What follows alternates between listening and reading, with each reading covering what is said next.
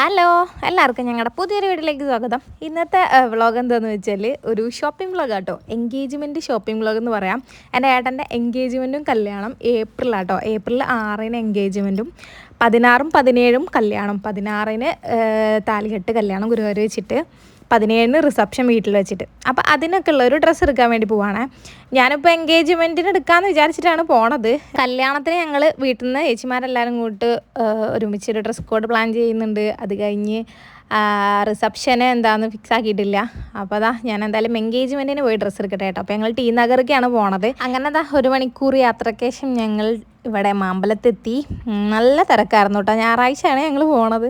അന്തമിട്ട തിരക്കായിരുന്നു. റെയിൽവേ സ്റ്റേഷനിലും ടി നഗറിലും മൊത്തത്തിൽ തിരക്കിയത്. ഇതൊക്കെ എന്ത് തിരക്കാ.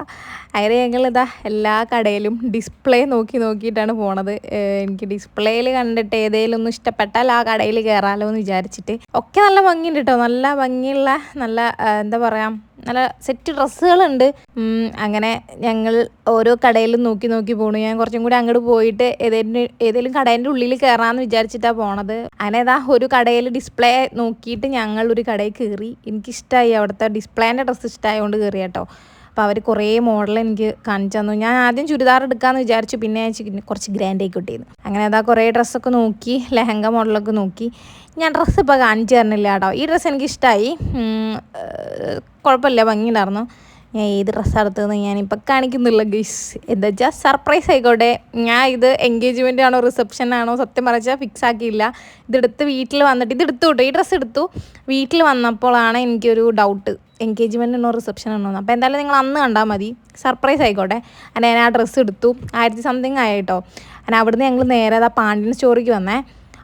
വിട്ട തിരക്കായിരുന്നു അവിടെ. അതുകൊണ്ട് ഞാൻ അവിടെ നിന്ന് ഒന്നും എടുത്തില്ല. കമ്മലൊക്കെ നോക്കാൻ വിചാരിച്ചിരുന്നു, പക്ഷെ നല്ല തിരക്കായിരുന്നു കേട്ടോ. പിന്നെ കമ്മലിൻ്റെ എന്താ പറയുക, മോഡലൊക്കെ കുറേയൊക്കെ പോയിരുന്നു. അതുകൊണ്ട് എനിക്കൊരു രസം തോന്നിയില്ല. ഞാൻ അവിടെ നിന്ന് ഒന്നും എടുക്കാതെ പോന്നു. നേരെ ഞങ്ങൾ പോയിട്ട് ഒരു കരിമ്പ് ജ്യൂസ് ആട്ടോ കുടിച്ചത്. പിന്നെ ഞങ്ങൾ അവിടെ ഒന്നും കൂടി ഒന്ന് റൗണ്ട് അടിച്ചതിന് ശേഷം വീട്ടിലേക്ക് അമ്മയ്ക്കും മാമയ്ക്കും എൻഗേജ്മെൻറ്റിന് സാരി ഞാൻ ഇവിടെ നിന്ന് എടുക്കാമെന്ന് വിചാരിച്ചു. അങ്ങനെ ഞങ്ങൾ സാരി എടുക്കാൻ വേണ്ടിയിട്ട് ഓരോ കടകളിലൊക്കെ കയറിയായിരുന്നു കേട്ടോ. ഞാൻ ഇപ്പോൾ കുറച്ച് ബഡ്ജറ്റ് കുറഞ്ഞ ടൈപ്പ് സാരിയാണ് നോക്കണത്. എൻഗേജ്മെൻറ്റും കല്യാണം ഒരേ സമയത്ത് വന്നുകൊണ്ട് നമ്മുടെ ബഡ്ജറ്റ് നോക്കണമല്ലോ. അങ്ങനെ ഞാനിതാ ഈ കടയിൽ കയറി. കടയിൽ ഞാൻ കുറേ സാരി നോക്കി, പക്ഷേ എനിക്കൊന്നും ഇഷ്ടമായില്ല കേട്ടോ. എൻ്റെ മനസ്സിൽ അങ്ങോട്ട് തൃപ്തി വരുന്നുണ്ടായിരുന്നില്ലേ. സാരികൾ ഉണ്ട്, പക്ഷേ നമുക്ക് അങ്ങോട്ട് തൃപ്തിയായ സാരിയൊന്നും ഉണ്ടായിരുന്നില്ല. പിന്നെ അവിടെ നിന്ന് ഇറങ്ങിയപ്പോഴാണ് ഇതാ ഈ ഒരു സ്ഥലം കണ്ടത്. ഇവിടെ 3 ടോപ്പിന് 500 രൂപ വെച്ചിട്ടുണ്ടായിരുന്നേ. അപ്പം ഞാൻ എന്തായാലും ടോപ്പ് എടുത്താലോ എന്ന് വിചാരിച്ചിട്ട് നോക്കിയതാണ്. പക്ഷേ അവിടെ ഒക്കെ ചെറിയ സൈസായിരുന്നു ഗൈസ്. ഞാൻ കുറച്ച് തടിമണ്ണൊക്കെ ഉള്ളതുകൊണ്ട് എനിക്കത് എന്തായാലും പറ്റില്ല. ജസ്റ്റ് നോക്കി, അപ്പോൾ സൈസ് കണ്ടപ്പോൾ ഞാൻ അവിടെ നിന്ന് പതുക്കെ എസ്കേപ്പ് ആയിട്ടോ. പിന്നെ ഞങ്ങൾ നേരെ പോയത് ഇതാ ജയചന്ദ്രൻ എന്ന് പറഞ്ഞൊരു ഷോപ്പിലേക്കാണ്. ഇവിടെ ഞാൻ ഒരു വട്ടം വന്നിട്ടുണ്ട്, ഞാനും ശിശിരിയും കൂടിയിട്ട്. അന്ന് ഞങ്ങൾ ഇവിടെ കുറേ സാരി കളക്ഷനൊക്കെ കണ്ടിട്ടുണ്ടായിരുന്നേ. ആ ഒരു ബലത്തിലാണ് ഞാൻ ഏട്ടനെയും കൂട്ടിയിട്ട് ഇങ്ങോട്ട് വന്നത്. ഇവിടെ അത്യാവശ്യം നല്ല തിരക്കുണ്ടായിരുന്നു കേട്ടോ. ഞങ്ങൾ പോയ സമയം പറയുമ്പോൾ ഈ പെരുന്നാളിൻ്റെ ഒക്കെ മുന്നേ ആയിരുന്നു. അതുകൊണ്ടാണ് തോന്നുന്നു പെരുന്നാളിൻ്റെ ഒക്കെ ഡ്രസ്സ് എടുക്കാൻ വരുന്ന ആൾക്കാരൊക്കെ നല്ല തിരക്കെന്ന് പറഞ്ഞാൽ നല്ല തിരക്കുണ്ടായിരുന്നു. നിങ്ങൾക്ക് തന്നെ കണ്ടാൽ മനസ്സിലാവുമല്ലോ.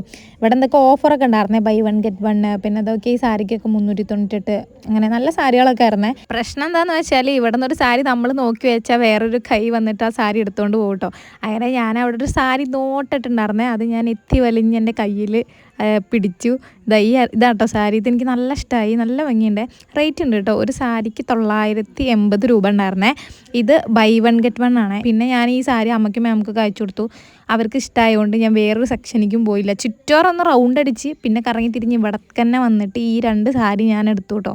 പിന്നെ അവിടുത്തെ ആ ചേച്ചിനെ ഞാൻ സമ്മതിച്ചു കേട്ടോ. ഇത്രയും തിരക്കിൻ്റെ ഇടയിൽ നിന്ന് അവിടെ ഇവിടെ ഒക്കെ ശ്രദ്ധിക്കുന്നതിൻ്റെ ഇടയിൽ ഞാൻ ഈ സാരി ഒന്ന് നിർത്തി തരുമെന്ന് ചോദിച്ചിട്ടുണ്ടായിരുന്നു. ആ ചേച്ചി 2 സാരി നിർത്തി ഉള്ളിലത്തെ ബ്ലൗസ് പീസും പിന്നെ മുന്താണിയും ഒക്കെ കാണിച്ചു തന്നു കേട്ടോ. ഞാൻ ചേച്ചിനോട് പറഞ്ഞു, ചേച്ചി കേരളത്തേക്ക് പോകാനുള്ളതാണ്, എനിക്ക് വന്നത് എന്തെങ്കിലും പ്രശ്നം ഉണ്ടെന്നുണ്ടെങ്കിൽ എക്സ്ചേഞ്ച് ചെയ്യാൻ ഒരു പാകമില്ല എന്നൊക്കെ പറഞ്ഞപ്പോൾ ചേച്ചി സമാധാനത്തോടു കൂടി എനിക്ക് 2 സാരിയും കാണിച്ചു തന്നു. അങ്ങനെ അതാ ബില്ല് ചെയ്യുന്നിടത്തൊക്കെ നല്ല തിരക്കായിരുന്നു. പിന്നെ ഞങ്ങൾ വേഗം അവിടെ നിന്ന് ഇറങ്ങി, വേറെ സെക്ഷനിലേക്കൊന്നും പോയില്ല കേട്ടോ.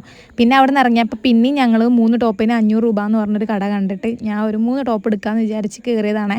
ഞാനും ഏട്ടനും കൂട്ടിയിട്ട് ടോപ്പ് സെലക്ട് ചെയ്യണേ. ഏട്ടൻ മുള്ളുമ്മലായിട്ട് നിൽക്കുന്നത് എപ്പോൾ വന്നതാ. വേഗെടുക്ക് എന്നാണ് ആ ബാക്കിൽ നിന്ന് ഇങ്ങനെ പറഞ്ഞുകൊണ്ടിരിക്കുന്നത് കേട്ടോ. അങ്ങനെ ധൃതിയിൽ ഞാനിതാ ടോപ്പ് ഇങ്ങനെ സെലക്ട് ചെയ്തുകൊണ്ടിരിക്കുക കേട്ടോ. അപ്പോൾ അവിടുത്തെ ചെക്കനോട് ഞാൻ എനിക്ക് ഇഷ്ടപ്പെട്ട ടോപ്പൊക്കെ തുറന്ന് കാണിച്ചു തരാൻ വേണ്ടി പറയണ്ടേ. അവൻ 2-3 ടോപ്പൊക്കെ തുറന്ന് കാണിച്ചിട്ട് പിന്നെ അവൻ കാണിച്ചു തരുന്നില്ല. അവന് ടോപ്പ് തുറന്ന് കാണിച്ചു തരാൻ വേണ്ടി നമുക്കറിയണ്ടേ നമ്മളെടുക്കണത്. അവൻ പറയാം 500 രൂപയല്ലേ ചേച്ചി, എല്ലാ ടോപ്പും തുറന്ന് കാണിച്ചു തരാൻ പറയുന്നു. എല്ലാതൊന്നും പറയണല്ലോ, നമുക്ക് ഇഷ്ടമല്ലല്ലേ പറയണുള്ളൂ. അവന് നമ്മൾ ഡ്രസ്സ് തിരയാൻ പാടില്ല, വേഗം വേഗം ഡ്രസ്സ് എടുത്തിട്ട് പോകണം.